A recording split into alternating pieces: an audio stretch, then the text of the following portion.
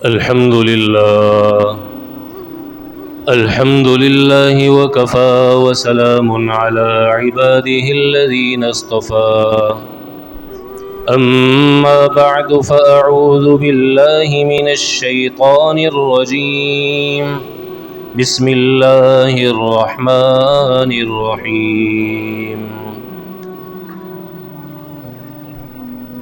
ثم قست قلوبكم من بعد ذلك فهي كالحجارة أو أشد قسوة وقال رسول الله صلى الله عليه وسلم إن الله لا ينظر إلى صوركم وأموالكم ولكن ينظر إلى قلوبكم وأعمالكم صدق الله وصدق رسوله النبي الكريم ونحن على ذلك لمن الشاهدين والشاكرين والحمد لله رب العالمين.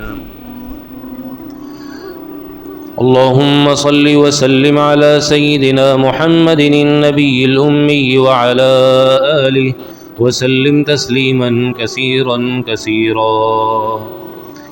میرے محترم دوستوں اور بزرگوں، اس دنیا کے اندر ہم دیکھتے ہیں ہر جگہ کا، ہر ادارے کا کوئی نہ کوئی ایک بڑا ہوتا ہے جس کی ماتحتی میں، جس کی سرپرستی میں وہ پورا سسٹم چل رہا ہوتا ہے. چنانچہ آپ اگر دیکھیں عدلیہ کے اندر تو چیف جسٹس، اس کے حکم کے تحت مکمل عدالت چل رہی ہوتی ہے. اسی طریقے سے فوج کا ایک چیف ہوتا ہے جو سارے سپاہیوں کو لے کر چل رہا ہوتا ہے. حکمران جماعت کا ایک بڑا حاکم ہوتا ہے جو پوری جماعت کو لے کر چل رہا ہوتا ہے. عوام کا بھی کوئی نہ کوئی قائد ہوتا ہے، کوئی نہ کوئی سربراہ ہوتا ہے جو اس پوری عوام کو اور ان سارے لوگوں کو لیڈ کر رہا ہوتا ہے. اسی طرح میرے عزیزو، انسان کے جسم کے اندر بھی اللہ نے دل کو وہی طاقت عطا کی ہے جیسی ایک بادشاہ کی طاقت ہوتی ہے کہ سارے لوگ پھر اس کے ماتحت ہوتے ہیں. ایک حاکم ہوتا ہے، سارے اس کے محکوم ہوتے ہیں. اسی طرح دل حاکم ہے، دل بادشاہ ہے. تمام کے تمام اعضاء یہ دل کے تابع ہے. جو دل کہے گا وہی آنکھ دیکھے گی، جو دل کہے گا وہی کان سنے گا، جو دل کہے گا وہی زبان بولے گی، جو دل کہے گا اسی کی طرف ہاتھ بڑھیں گے، جو دل کہے گا اسی کی طرف قدم اٹھیں گے. دل نے کہا مسجد کی طرف جانا ہے تو قدم مسجد کی طرف اٹھیں گے. دل نے کہا بازار کی طرف جانا ہے تو قدم بازار کی طرف اٹھیں گے. دل نے کہا قرآن پڑھنا ہے تو ہاتھ قرآن کو اٹھائے گا، آنکھیں قرآن کو دیکھیں گی، زبان قرآن کی تلاوت کرے گی، کان اس تلاوت کو سنیں گے. دل نے کہا گناہ کرنا ہے تو ہاتھ میں موبائل نکالے گا، انگلی اسی طرف چلے گی جس طرح اس کا دل کہہ رہا ہے. جو اس کا دل اس کو کہہ رہا ہے، وہ فحاشی ہو، عریانی ہو، فحش چیز ہو، اللہ کو ناراض کرنے والی چیز کیوں نہ ہو. اس لیے اللہ کے نبی نے فرمایا نا، ان فی الجسد مضغہ، سنو تمہارے جسم میں گوشت کا ایک لوتھڑا ہے. اذا صلحت صلح الجسد کلہ واذا فسدت فسد الجسد کلہ. اگر وہ صحیح ہو جائے تو تمہارا سارا جسم صحیح ہوگا. وہ اللہ کا فرما بردار ہے تو سارے اعضاء اللہ کے فرما بردار بن کر زندگی گزارے. اگر دل اللہ کا نافرمان بنا ہوا ہے تو سارے اعضاء سے اللہ کی نافرمانی نکلے گی. دیکھنے میں بہت چھوٹا ہے، ہاتھ بڑا ہے، پاؤں بڑے ہیں، لیکن بادشاہت اللہ نے اسے عطا کی ہے. الا وہی القلب، الا وہی القلب، الا وہی القلب. سنو وہ دل ہے، سنو وہ دل ہے، سنو وہ دل ہے. 3 مرتبہ اللہ کے نبی نے ارشاد فرمایا کہ دل کا درست ہونا، دل کی بادشاہت اس سے ظاہر ہو جائے. ایسے ہی انسان کوئی گناہ نہیں کر لیتا، ایسے ہی کوئی انسان اللہ کا فرما بردار نہیں بن جاتا. جس کا دل اللہ کا فرما بردار ہے اس کا پورا وجود اللہ کا فرما بردار ہے. جس دل کے اندر اللہ کے علاوہ ساری مخلوق کی محبت ہو، چیزوں کی محبت ہو، مال کی محبت ہو، عورتوں کی محبت ہو، عیش و عیاشی کی چیزوں کی محبت ہو، مکانات کی محبت ہو، پیسے کی محبت ہو، دنیا کی چیزوں کی محبت ہو، یہ مردار چیزوں کی محبت، خراب چیزوں کی محبت جب انسان کے دل کے اندر آ جاتی ہے، حرام جب انسان کے دل کے اندر آ جاتا ہے، بدبودار چیز جب انسان کے دل کے اندر آ جاتی ہے، تو پھر اللہ کی محبت نہیں آیا کرتی، پھر اللہ کی محبت سے ایسا دل خالی ہو جایا کر۔ تو بنیادی چیز یہ ہے سمجھنے کی میرے عزیزو کہ دل کو اللہ نے سرداری والا رتبہ دیا ہے، دل کو اللہ نے بادشاہ بنایا ہے۔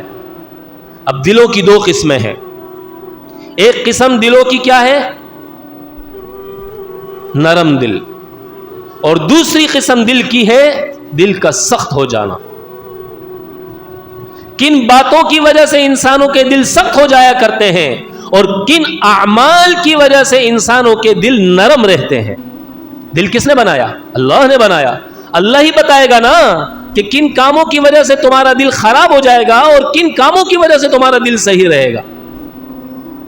اور اللہ بھی چاہتا ہے کہ میرے بندے کا دل نرم رہے، میرے بندے کے دل میں رہوں، اس لیے اللہ نے اس دل کو بنانے کے لیے، اس لوگوں کے دلوں کو صحیح کرنے کے لیے، لوگوں کے دلوں کو درست کرنے کے لیے 1,24,000 انبیاء علیہ السلام کو بھیجا کہ انبیاء علیہ السلام کی محنت کا میدان لوگوں کے قلوب ہوا کرتے تھے، وہ لوگوں کے دلوں پر محنت کیا کرتے تھے تاکہ انسانوں کے دل سنور جائیں، انسانوں کے دل درست ہو جائیں۔ جس انسان کا دل درست ہو جائے گا اس کو پھر پسند اس کی تبدیل ہو جائے گی، اور جس انسان کا دل خراب ہوگا اس کی پسند الگ ہوگی۔ جس انسان کا دل درست ہوگا، دل نرم ہوگا، وہ اللہ کو پسند کرے گا، وہ اعمال جس سے اللہ کی رضا ملتی ہے وہ ان کو پسند کرے گا، اور جس انسان کا دل خراب ہوگا وہ شیطان کو پسند کرے گا، وہ ان باتوں کی طرف جائے گا، ان کاموں کی طرف جائے گا جس سے شیطان خوش ہوتا ہے۔ اور شیطان انسانوں کے دلوں کو کن چیزوں کی وجہ سے خراب کرتا ہے؟ کیا کام انسانوں سے ایسے کرواتا ہے کہ انسانوں کے دل خراب ہو جائیں، انسانوں کے دل سخت ہو جائیں، انسان اللہ سے دور ہو جائے؟ وہ کون کون سے کام ہیں؟ نمبر 1، سب سے پہلا کام جو شیطان انسان سے کراتا ہے، کثرت سے باتیں کرنا۔ آپ دیکھیں نا، جو آدمی زیادہ بولتا ہے اس کا دل سخت ہوتا ہے، وہ اللہ کا ذکر نہیں کرتا، وہ غفلت والے میں وقت گزارتا ہے، وہ غافل رہ کر زندگی گزار رہا ہوتا ہے۔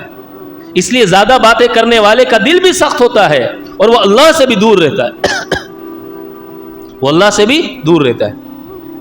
اور ذکر کرنے والے کا دل بھی نرم ہوتا ہے، وہ اللہ کے بھی نزدیک ہوتا ہے۔ تو پہلی بات کہ جس کی وجہ سے انسان کا دل سخت ہو جاتا ہے، انسان اللہ سے دور ہو جاتا ہے، انسان کا دل تباہی اور بربادی کی طرف آتا ہے، وہ ہے زیادہ باتیں کرنا۔ آپ اپنی زندگی میں غور کریں، اپنے ارد گرد کے ماحول میں جو آدمی زیادہ باتیں کرتا ہے، جس کی زبان زیادہ چلتی ہے، اس کی زندگی میں کتنی غفلت ہے، اس کی زندگی میں سکون نہیں ہے، بے چینی، بے قراری ہے، وہ اللہ کی یاد سے دور ہے، اس کا دل بڑا سخت ہے، اس کے دل میں چھوٹے بڑے، محتاج، غریب، کمزور کا کوئی احساس نہیں ہوگا۔ اس کو قرآن کی بات، دین کی بات اثر نہیں کرے گی، کیونکہ اس کا دل سخت ہو چکا ہے۔ ثم قست قلوبكم من بعد ذلك فهي كالحجارة او اشد قسوة۔ یہ تمہارا دل ہے کہ پتھر ہے؟ یہ تو پتھروں سے بھی زیادہ گیا گزرا ہے، یہ پتھروں سے بھی زیادہ گیا گزرا ہے۔ تو میرے دوستو، خاموش رہنے والے کا دل نرم رہتا ہے، اللہ کی یاد میں اپنی زبان کو تر و تازہ رکھنے والے کا دل نرم رہتا ہے، اور جس کا دل نرم ہوتا ہے اس کے دل کے اندر سکون بھی ہوتا ہے، اطمینان بھی ہوتا ہے، لوگوں کا احساس بھی ہوتا ہے، لوگوں کے ساتھ اس کا معاملہ، شفقت اور رویہ بہترین ہوتا ہے۔ پھر آذان کی آواز آ جائے، ہو نہیں سکتا کہ وہ سکون سے گھر میں بیٹھا رہے، اس کو اس منادی نے پکارا ہے نا جس نے اس کا دل بنایا ہے.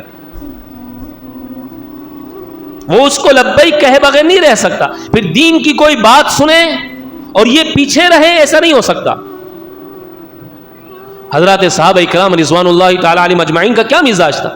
دین کی کوئی بات سنتے اور اس پر عمل نہ ہو, یا میری اولاد یا میرے ماتحتوں میں سے کوئی اس پر عمل نہ کرے, ایسا نہیں ہو سکتا تھا.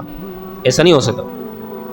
دل کی دنیا جو بنی ہوئی تھی, دل پر محنت جو ہوئی تھی. اور دوسری چیز جس سے انسان کا دل سخت ہو جاتا ہے وہ ہے کثرت سے ہنسنا, کثرت ضحک.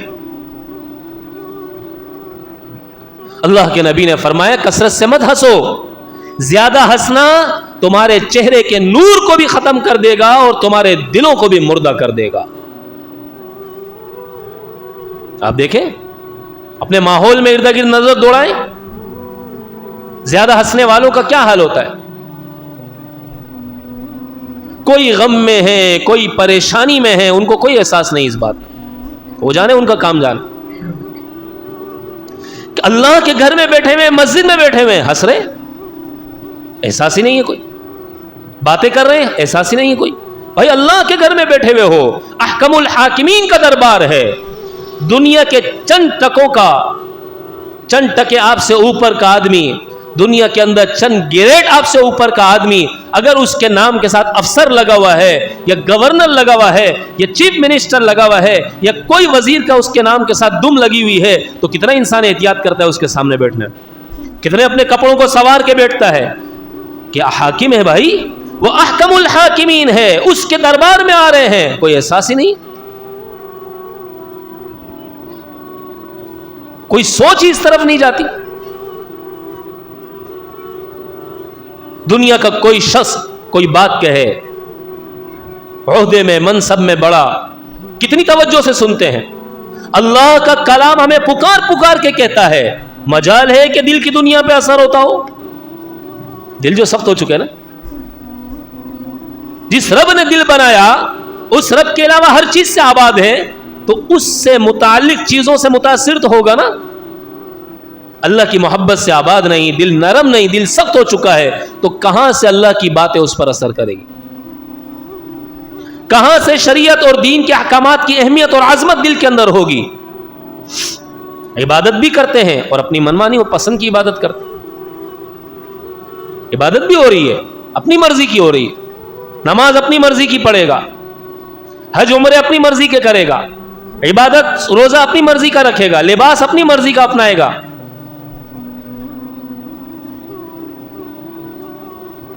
کیونکہ دل سخت ہو چکا ہے. تو اپنے دلوں کو نرم کرنے کی طرف توجہ دینے کی ضرورت ہے. جس دن دل نرم ہو گیا اس دن ساری شریعت پر عمل کرنا آسان ہو جائے گا. جب تک دل سخت رہے گا اس وقت تک شریعت کا چھوٹا سے چھوٹا حکم, ہلکے سے ہلکا حکم, آسان سے آسان حکم بہت مشکل اور بہت بڑا لگے گا, بہت بڑا لگے گا, بہت مشکل لگے گا, ایک بوجھ لگے گا. ہلکا ہے لیکن ہمیں بوجھ لگ رہا ہے, دل جو سخت ہے. تو یہ دوسری بات ہو گئی کثرت سے ہنسنا. اور تیسری چیز میرے عزیزوں, خواہشات کی پیروی کرنا ہے. جو دل میں بات, جو خواہش میں بات آ گئی نا اس کو ماننا ہے. جو میری خواہش کہے میں نے وہ کرنا ہے. تو اس نے اپنے الہ, اپنا اللہ تو نہیں بنایا نا. افرأیت من اتخذ الہہ ہوا, اس نے تو اپنی خواہشات کو اپنا الہ بنا لیا ہے. اس کی خواہش آگے آگے چل رہی ہے یا اس کے پیچھے پیچھے چل رہا ہے؟ یہ اس کے پیچھے پیچھے چل رہا ہے. تو خواہشات کی اتباع یہ انسان کے دلوں کو مردار کر دیتی ہے, انسان کے دلوں کو سخت کر دیا کرتی ہے.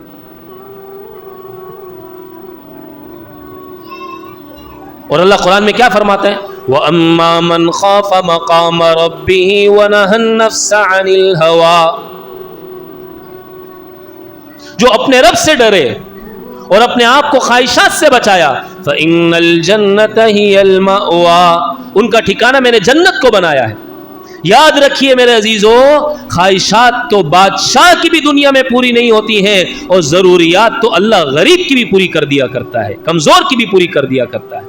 خواہشات کے پیچھے چلنے والا کبھی سکھ کی زندگی نہیں گزارتا، شریعت پر عمل کرنے والا ہمیشہ سکھی ہی رہتا ہے۔ خواہشات کی پیروی کرنے والا کبھی سکون میں نہیں رہتا، شریعت پر عمل کرنے والا ہمیشہ سکون اور اطمینان کے ساتھ رہتا ہے۔ اللہ نے جب جنت کو بنایا، اللہ کے نبی نے فرمایا، جبرائیل علیہ الصلوۃ والسلام کو کہا جاؤ جنت کی سیر کر کے آؤ۔ جبرائیل علیہ الصلوۃ والسلام جنت میں گئے، جنت کی سیر کی۔ فرمایا اللہ اگر لوگوں کو پتہ چل جائے جنت کے بارے میں، شاید ہی کوئی انسان ایسا ہو کہ اس میں نہ جائے۔ اور پھر اللہ نے کہا جاؤ جہنم کی سیر کر کے آؤ۔ جہنم کا چکر لگایا، بعد میں آنے کے بعد فرمایا اللہ اگر لوگوں کو جہنم کی ہولناکیوں کا پتہ چل جائے تو ممکن شاید کہ کوئی شخص ہو جو اس میں جانا پسند کرے۔ پھر اس کے بعد اللہ تعالیٰ نے جنت کو قربانیوں سے، خواہشات کے ذبح کرنے سے، مشقت سے ڈھانک دیا، اور جہنم کو خواہشات سے ڈھانک دیا۔ پھر جبرائیل علیہ الصلوۃ والسلام سے کہا جاؤ جنت کی سیر کرو۔ جب جبرائیل علیہ الصلوۃ والسلام جنت کی طرف گئے، دیکھا اتنی قربانی دینی پڑے گی جنت میں جانے کے لیے، شیطان کی بات نہیں ماننی، نفس کی بات نہیں ماننی، نماز کا اہتمام کرنا ہے، حلال کی طرف جانا ہے، حرام سے اپنے آپ کو بچانا ہے، قربانی دینی ہے، بد نظری سے اپنے آپ کو بچانا ہے، بڑوں کا اکرام کرنا ہے، چھوٹوں پر شفقت کرنی ہے، 100% دین پر عمل کرنا ہے، نبی کی سنتوں کا اہتمام کرنا ہے، اللہ کے احکامات پر عمل کرنا ہے، پیدائش سے لے کر موت تک اپنے آپ کو شریعت کا پابند بنانا ہوگا۔ جب جبرائیل علیہ الصلوۃ والسلام نے یہ ساری فہرست دیکھی تو پھر فرمایا اللہ شاید کہ اب کوئی اس میں جا سکے، شاید کہ اب کوئی اس میں جا سکے۔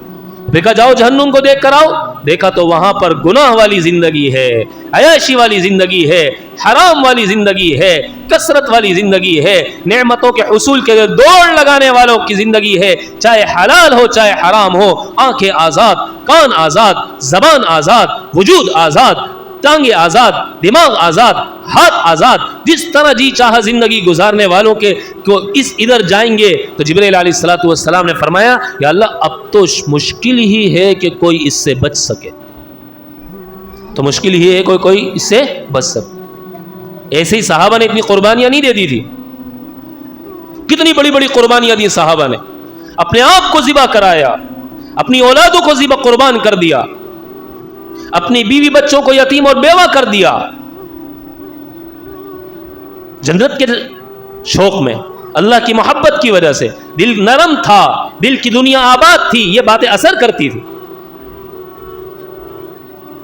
دل کی دنیا ویران ہو یہ باتیں اثر نہیں کرتی، یہ باتیں اثر نہیں کرتی۔ تو میرے دوستو اس لیے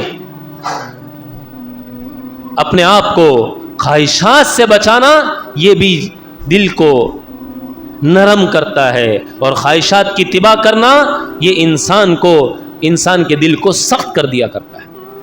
تنہائی میں بیٹھے ہوئے ہیں اپنی مرضی سے موبائل استعمال کر، تنہائی میں بھی بیٹھا ہوا ہو اگر دل نرم ہوگا، شیطان کہے گا کہ موبائل دیکھ لے، انٹرنیٹ کی تیرے پاس سہولت میسر ہے، یہ کبھی فحش چیزوں کی طرف نہیں جائے گا، کبھی حرام کی طرف نہیں جائے گا، کبھی غلط کی طرف نہیں جائے گا، کبھی غلط کی طرف نہیں جائے گا، کبھی گناہ کی طرف نہیں جائے گا۔ یقین ہے نا گناہ مجھے ہلاک کر دے گا، گناہ مجھے برباد کر دے گا۔ کثرت گناہ یہ بھی انسان کے دل کو سخت کر دیا کرتا ہے، اور کثرت نیکی یہ انسان کے دل کو نرم کر کے رکھتی ہے۔ کثرت گناہ انسان کو بزدل بنا دیتا ہے، اور کثرت نیکی انسان کو دلیر اور بہادر بنا دیا کرتی ہے۔ گناہ کی کثرت انسان کو کے دل کو کمزور کر دیتی ہے، اور نیکی کا اہتمام یہ انسان کے دل کو قوی اور مضبوط کر دیا کرتا ہے۔ چنانچہ صحابہ اکرام رضوان اللہ تعالی علیہم اجمعین کی زندگی ہمارے سامنے ہے۔ خالد بن ولید سے کہا جاؤ 30,000 کا لشکر ہے، مقابلہ کرنا ہے، فرمایا اکیلا جاؤں گا۔ امیر المومنین نے کہا اکیلے کیسے جا سکتے ہو، 30,000 ہے۔ بڑی مشکل سے 30 آدمیوں کا انتخاب کیا۔ تاریخ نے اس بات کو بھی اپنے اندر محفوظ کیا کہ 30,000 کے مقابلے میں صرف 30 جا رہے ہیں۔ یقین تھا نا، یقین تھا۔ کس بات کا یقین تھا؟ کہ میرا اللہ احکم الحاکمین ہے، میں جس کی عبادت کرتا ہوں وہ اللہ ہے، وہ سب سے زیادہ مضبوط ہے، میں بھی سب سے زیادہ مضبوط ہوں، اور یہ جس کی عبادت کرتے ہیں ان کا الہ بت ہے. ضعف الطالب والمطلوب، اپنے ہاتھ سے انہوں نے بنائے ہیں، یہ بھی کمزور، ان کے معبود بھی کمزور ہیں، کچھ نہیں بگاڑ سکتے ہمارا، کچھ نہیں بگاڑ سکتے ہمارا. اور اللہ کیا کرتا ہے؟ سنلقی فی قلوب الذین کفروا الرعب، اللہ کافروں کے دلوں میں مسلمانوں کا رعب ڈال دیتا ہے. کب؟ جب مسلمانوں کے دل میں اللہ کا خوف ہو. جب مسلمان کے دل میں اللہ کا خوف نہیں ہوگا نا، اللہ کا خوف نہیں ہوگا، تو اللہ کافروں کے دلوں سے ان کے خوف کو ختم کر دے گا. آج ساری دنیا کے کافر مسلمانوں کو کھانے کے چکر میں پڑے ہوئے. کیوں؟ اس لیے کہ مسلمان کے دل میں اللہ کا خوف نہیں ہے. تو اللہ نے مسلمان کا خوف کافروں کے دل سے نکال دیا، مسلمانوں کا خوف کافروں کے دلوں سے نکال دیا. جب مسلمان کے دل میں اللہ کا خوف آئے گا تو اللہ مسلمان کہ اس خوف کی وجہ سے جو مسلمانوں کے دلوں کے اندر اللہ نے رکھا ہوا ہے، وہ مسلمان نے اپنے دل کے اندر پیدا کیا ہے، اللہ کافروں کے دلوں میں مسلمانوں کا خوف ڈال دے گا. پھر نہیں مسلمان کافروں کی مجال ہوگی کہ مسلمانوں پر حملہ کر. اللہ کے نبی نے فرمایا مسلمان ایک گناہ کرتا ہے اس کے دل میں سیاہ نقطہ لگ جاتا ہے. جیسے جیسے گناہ کرتا رہتا ہے دل کی سیاہی بڑھتی رہتی ہے، حتیٰ کہ اس کا پورا دل کالا اور اندھیرے کے اندر چلے جاتا ہے اور سیاہ ہو جاتا ہے. ایک بزرگ نے فرمایا نا، گناہ کا دھبا جو دل پہ لگتا ہے اس کی مثال ایسی ہے کہ سفید لباس پہ تیل کا دھبا لگ جائے. اگر اسے فوراً نہیں دھوئیں گے تو جم بھی جائے گا اور پھیلے گا بھی. اور نہ جانے میرے دوستو اس کپڑے پر لگے دھبے کو دھونے کے لیے کتنا پانی استعمال کرنا پڑے. اللہ کی قسم ساری زندگی اللہ کی نافرمانی کی، آج سچے دل سے توبہ کریں. اللہ کی نظر میں، آپ اللہ کے دربار میں ہماری آنکھوں کا آدھا قطرہ آنسو کا یہ بھی سارے دل کی کالک کو ایک سیکنڈ کے اندر ختم کرنے کے لیے کافی ہے. سارے دل کی سیاہی کو ایک سیکنڈ میں ختم کرنے کے لیے کافی. تو میرے دوستو گناہ کی وجہ سے دل سیاہ ہو جاتا ہے، اور دل کی سیاہی دل کو سخت کر دیتی ہے. بڑے شوق سے آج مسلمان گناہ کرتا ہے. گناہ کی مثال تو میرے عزیزو ایسی ہے جیسے کسی کو خارش ہو رہی ہو. بڑا مزہ آ رہا ہوتا ہے خارش کرنے میں، بڑی لذت آتی ہے خارش کرنے میں. تھوڑی دیر بعد یہ جسم چھل جاتا ہے، پھر خون نکلتا ہے، اور جہاں خارش کر رہا تھا بڑی لذت آ رہی تھی آج اسی جگہ کی وجہ سے اس وقت بے چین ہو جاتا ہے. تو مسلمان انسان جب گناہ کرتا ہے اس گناہ کی نحوست کی وجہ سے بڑی لذت محسوس ہو رہی ہوتی ہے، لیکن نحوست کا کیا اثر ظاہر ہو رہا ہوتا ہے کہ دل میں بے چینی آ جاتی ہے، بے قراری آ جاتی ہے، بے سکونی آ جاتی ہے. بہترین موٹا گدا ہے، بہترین ٹھنڈا کمرہ ہے، ہر طرح کا کھانا گھر میں موجود ہے، دسترخوان کھانے سے سجا ہوا ہے، اور اسی طریقے سے رفیق حیات پہلو میں موجود ہے، لیکن زندگی کے اندر کوئی سکون نامی چیز نہیں ہے. بہترین قسم کا مکان ہے، بہترین قسم کی سواری ہے، اور یاد رکھیے میرے عزیزو ضروریات پوری ہو رہی ہیں، خواہشات پوری ہو رہی ہیں، لیکن سکون نامی زندگی میں کوئی چیز نہیں ہے. لیکن جو شخص اس کے مقابلے میں شریعت پر عمل کرتا ہے، گناہ سے اپنے آپ کو بچاتا ہے، نیکی کا اہتمام کرتا ہے، وہ روکھی سوکھی کھاتا ہے. پیاز مل جائے، روٹی مل جائے، نہ ملے پانی ملے نہ ملے، محدود گزارے کے بقدر مکان ہے اور مختصر سا لباس ہے، چھت ڈھانکنے کو درخت ہے کہ چھت ہے کوئی پتہ نہیں ہے، لیکن زندگی میں بڑا پرسکون ہے، بڑا مطمئن ہے، بڑا خوش ہے. اور دوسرا جو رب کا نافرمان ہے اس کے پاس چاندی کا چمچہ ہے، سونے کا نوالا ہے، جب چاہے جس وقت چاہے جتنا چاہے استعمال کر سکتا ہے، لیکن اس کے باوجود زندگی میں بے قراری ہے، دل جو سخت ہے، گناہ جو زندگی میں موجود ہے، دل جو اندھیرے میں جا چکا ہے، دل جو سیاہ ہو چکا ہے.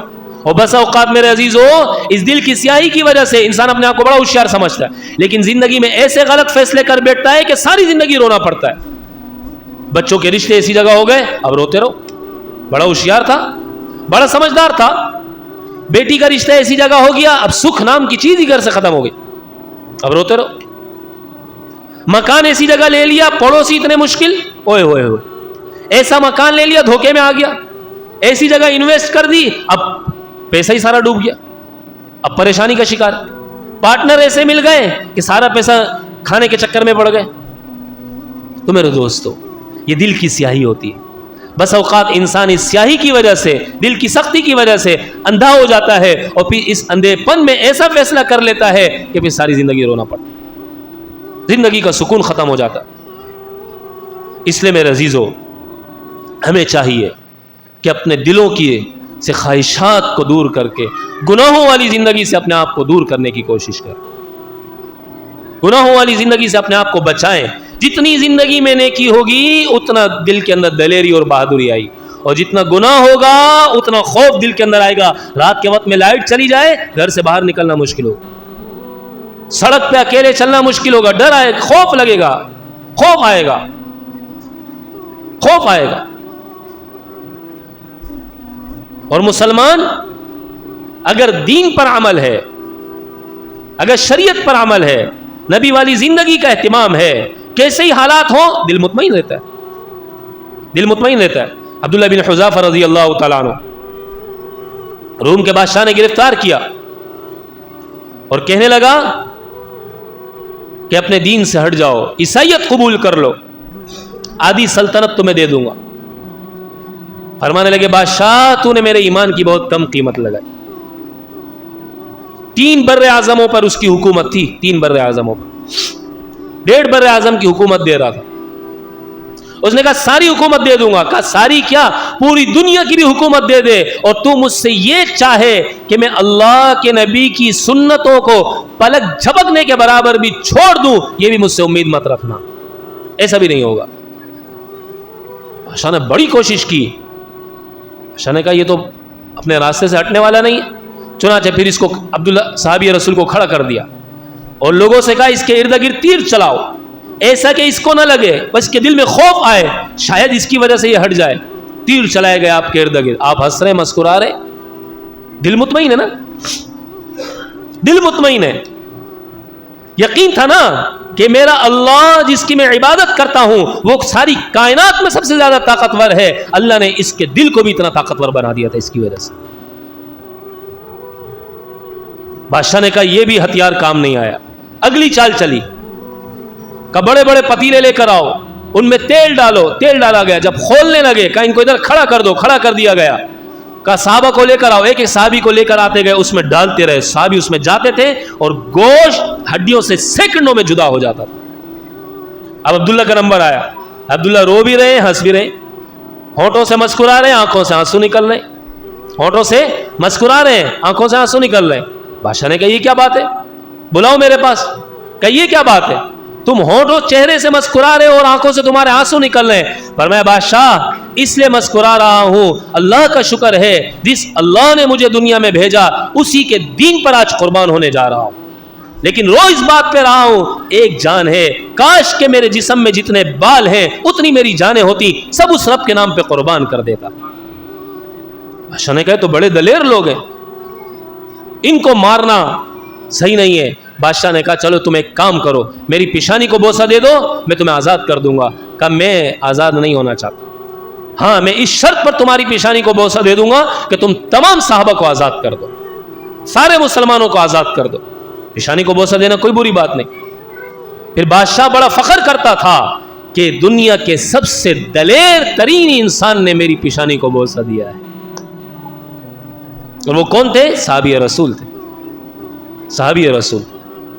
تو میرے دوستو جب دل گناہ کی سیاہی سے پاک ہوتا ہے نا تو پھر اللہ دل کو وہ طاقت عطا فرما دیتا۔ آج ہم اپنے دل کو صحیح رکھنے کے لیے کتنے بڑے بڑے ٹیسٹ کراتے ہیں، کتنی قسم کے ٹیسٹ کراتے ہیں، کیسے کیسے ڈاکٹروں کے پاس جاتے ہیں، کتنے ڈاکٹروں سے مشورہ کرتے ہیں، اپنی ڈائٹ پوچھتے ہیں تاکہ میں پرہیز کر سکوں اور پرہیز کروں اور میرا دل خراب نہ ہو جائے، ایسا نہ ہو کہ میں مر جاؤں، ایسا نہ ہو کہ میں ارے میاں اگر دل کی دھڑکن بند ہو گئی تو کیا فرق پڑتا ہے، زندگی میں بریک لگ جائے گا، بس دنیا سے چلے جائے گا نا۔ اور یقین جانیے اگر یہ دل روحانی بیماریوں کے ساتھ دنیا سے چلا گیا ہمیشہ ہمیشہ کی بربادی اور ہمیشہ ہمیشہ کی جو ہے وہ ذلت اور رسوائی مقدر بن جائے گی۔ اس لیے کہ دنیا کے اندر دیکھیے نا، ہم کہیں پروگرام میں جاتے ہیں، اپنے آپ کو خوبصورت کرنے کے لیے آئینے کے سامنے رکھتے ہیں، میرے بال صحیح ہیں کہ نہیں ہے، میرا چہرہ صحیح لگ رہا ہے کہ نہیں لگ رہا۔ دنیا سے جب جا رہے ہیں اللہ کے پاس تو اللہ کیا فرماتا ہے، ان اللہ لا ينظر الى صورکم واموالکم ولکن ينظر الى قلوبکم. اللہ تمہارے دلوں کو دیکھے گا. دل کتنا کالا لے کر آئے ہو, دل کتنا داغدار لے کر آئے ہو, دل کتنا خراب لے کر آئے ہو, دل کتنا بدبودار لے کر آئے ہو, دل کتنا گندا لے کر آئے ہو, یا دل کتنا خوبصورت لے کر آئے ہو, کتنا چمکتا دمکتا لے کر آئے ہو, کتنا عبادت کے نور سے آباد لے کر آئے ہو, کتنا اعمال کے خوشبو سے معطر لے کر آئے ہو, کتنا اللہ کی محبت سے آباد لے کر آئے ہو. اللہ یہ دیکھے گا, اللہ یہ دیکھے گا. تو میرے دوستو, جس طرح دنیا کے اندر ہم جسمانی طور پر اپنے دل کی صحت اور بیماریوں کے جاننے کے لیے ڈاکٹروں کی طرف رجوع کرتے ہیں, علاج معالجے کی طرف توجہ دیتے ہیں, یقین جانیے اگر انسان کتنی بھی کوشش کر لے, اربوں خربوں لگا دے اپنی جسم پر اور اپنی صحت پر اور اپنی بیماریوں سے اپنے آپ کو بچانے کے لیے, پھر بھی آپ مجھے بتائیں کیا زندگی ایک سیکنڈ لے سکتا ہے؟ کیا موت اس کے لیے 1 منٹ لیٹ ہو سکتی ہے؟ ہاں؟ پھر بھی اتنی محنت کر رہا ہے. اگر اس کا 10% حصہ بھی انسان اپنے دل کو صحیح طریقے پر آباد کرنے کے لیے, دل کی حقیقی بیماریوں سے دل کو بچانے کے لیے لگا دے, تو انسان ہمیشہ ہمیشہ کی کامیابی پالے, ہمیشہ ہمیشہ کی بلندیوں تک پہنچ جائے. تو میرے دوستو, گناہ وہ ہے کہ جس کی وجہ سے دل سیاہ ہو جاتا ہے, اور دل کی سیاہی یہ انسان کو یہاں تک پہنچا دیتی ہے کہ دل سخت ہو جاتا ہے. گناہ کا اثر عبادت میں جی نہیں لگتا, گناہ کا اثر دل کمزور ہو جاتا ہے, گناہ کا اثر تلاوت کا شوق. کیسے ممکن ہے میرے دوستو ایک شخص کی آنکھ آزاد ہو, کان آزاد ہو, زبان اللہ کی نافرمان ہو, اور اللہ اسے توفیق دے دے کہ میں قرآن پڑھ لوں, اللہ اسے توفیق دے دے کہ وہ نماز پڑھ لے, اللہ اسے توفیق دے دے وہ اللہ کے آگے آ کے جھک جائے. ورنہ کوئی مشکل نہیں اللہ کے لیے, اللہ ہمیں پابند کر دیتا. جب اللہ کی اتنی بڑی بڑی مخلوق, چاند جیسی مخلوق, سورج جیسی مخلوق اللہ کے حکم کی پابند ہے, آسمان اللہ کے حکم کا پابند ہے, سمندروں کو جس رب نے لگام دے کر رکھا ہے, ہواؤں پر جس رب کا امر چلتا ہے, فرشتے جس اللہ کے حکم کے تابع ہیں, کیا انسان کو اپنے حکم کے تابع نہیں لے سکتا؟ اس میں ہمارا کوئی کمال نہیں ہے نیکی کی طرف آنے میں, یا گناہوں کے باوجود صحت مند زندگی, گناہ کے باوجود نعمتوں والی زندگی گزارنے. یہ اللہ کا فضل ہے, اللہ نے ڈھیل دی ہوئی ہے. نیکی کی توفیق بھی اللہ کی طرف سے ہے, گناہ سے بھی اللہ ہی بچا سکتا ہے, اللہ کی توفیق سے ہی انسان گناہ سے بچ سکتا ہے. اس لیے میرے دوستو کوشش کریں, اللہ کی طرف رجوع کریں, اور جس طرح اپنی ظاہری جسمانی لحاظ سے فکر کرتے ہیں, اپنے دل کی روحانی لحاظ سے بھی فکر کرنے کی کوشش کریں. اور اس کے لیے اللہ والے دنیا میں موجود ہیں, ان کی طرف ہمارا رجوع ہو. وہ ہمارے دل کا ٹیسٹ کریں گے, بتائیں گے کہ کون کون سی بیماریاں ہمارے دل میں ہیں جس کی وجہ سے ہم اللہ سے دور ہوئے ہوئے, جس کی وجہ سے آج ہمارے دل سخت ہوئے ہوئے ہیں, اور کون کون سی صفات ایسی ہیں جو ہمیں پیدا کرنے کی ضرورت ہے تاکہ ہمارے دل کی دنیا آباد ہو جائے, درست ہو جائے, صحیح ہو جائے. ورنہ گناہ کی وجہ سے میرے عزیزو ہماری دنیا بھی برباد, ہماری آخرت بھی برباد, جوانی بھی برباد, صحت بھی برباد, نعمتیں بھی بیکار, سکون بھی خراب, اور زندگی کے اندر تمام کی تمام ایسا ہے جیسا کہ ہم آگ کی بھٹی کے اوپر کھڑے ہوئے یا کانٹوں کے اوپر بیٹھے ہوئے ہوں.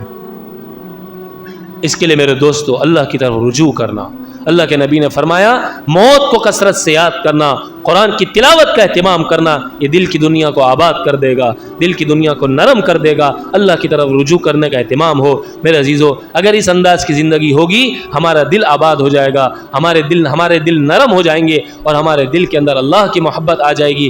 پھر اس کے بعد ہماری دنیا بھی اللہ بہترین بنا دے گا, اور ہماری آخرت بھی اللہ کامیابیوں والی کر دے گا. اللہ بھائی مجھے بھی, آپ کو بھی, ہم سب کو کہنے سننے سے زیادہ عمل والا, دوسروں تک پہنچانے والا بنائے. وآخر دعوانا ان الحمد للہ رب العالمین.